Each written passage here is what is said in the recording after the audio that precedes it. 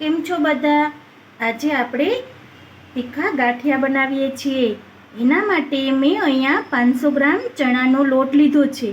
તો હવે આપણે એમાં સ્વાદ પ્રમાણે મીઠું એડ કરીશું, 1 ચમચી અજમા એડ કરીશું, 2 ચમચી કાશ્મીરી લાલ મરચું એડ કરીશું,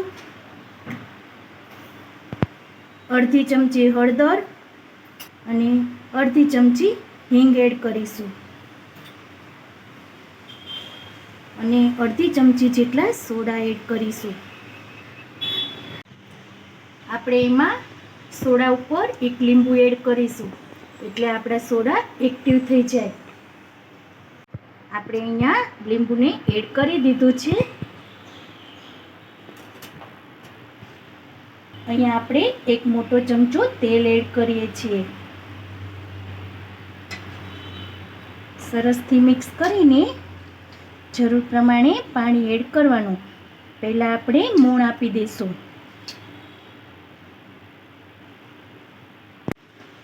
તીખા ગાંઠિયાને આપણે 15થી 20 દિવસ માટે રાખી શકાય છે. એકદમ સરસ ક્રિસ્પી અને કડકડિયા ગાંઠિયા આપણા બનશે. આવી રીતના થોડું થોડું પાણી એડ કરીશું. આપણે બહુ ઢીલો પણ લોટ નથી રાખવાનો અને બહુ કડક પણ નથી કરવાનો. અહીંયા આપણે જરૂર પ્રમાણે પાણી એડ કરીશું.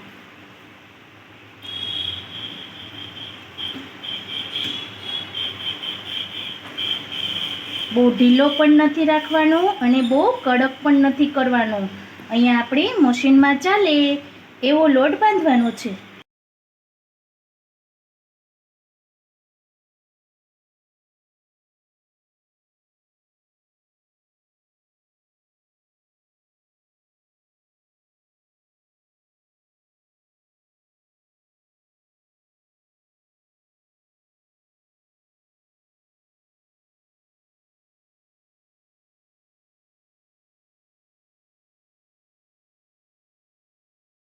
આપણે અહીંયા તેલ ગરમ કરવા મૂકી દીધું છે.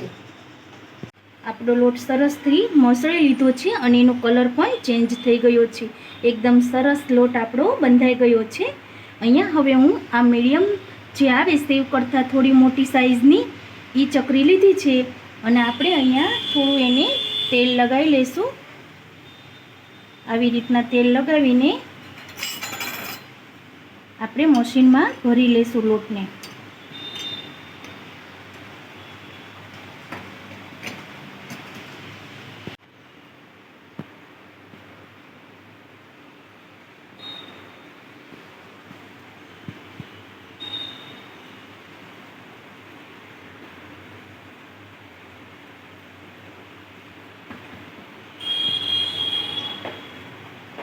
હવે આપણે મશીન ભરીને સરસથી બંધ કરી લીધું છે.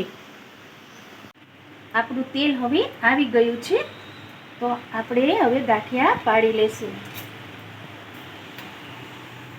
અહીંયા ગેસને મીડિયમ રાખવાનો એટલે ગાંઠિયા આપણા એકદમ કડક અને ક્રિસ્પી બને.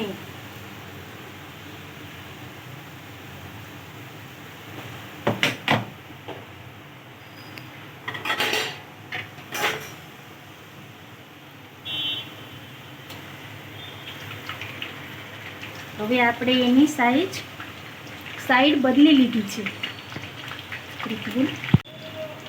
હવે આપણે એની સાઈડ બદલી લઈએ છીએ.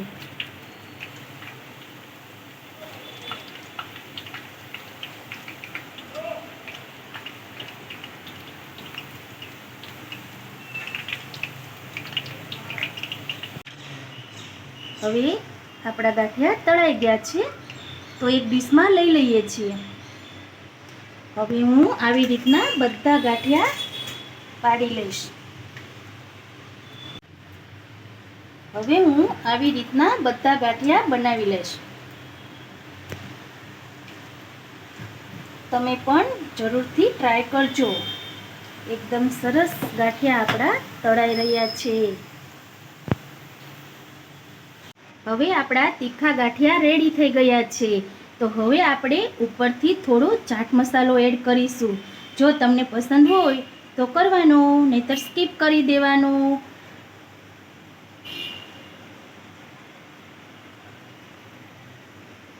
જો તમને મારા તીખા ગાંઠિયા પસંદ આવ્યા હોય તો લાઈક કરજો, શેર કરજો અને નવો વિડીયો જોવા માટે મારી ચેનલને સબસ્ક્રાઈબ કરજો. Bye bye guys.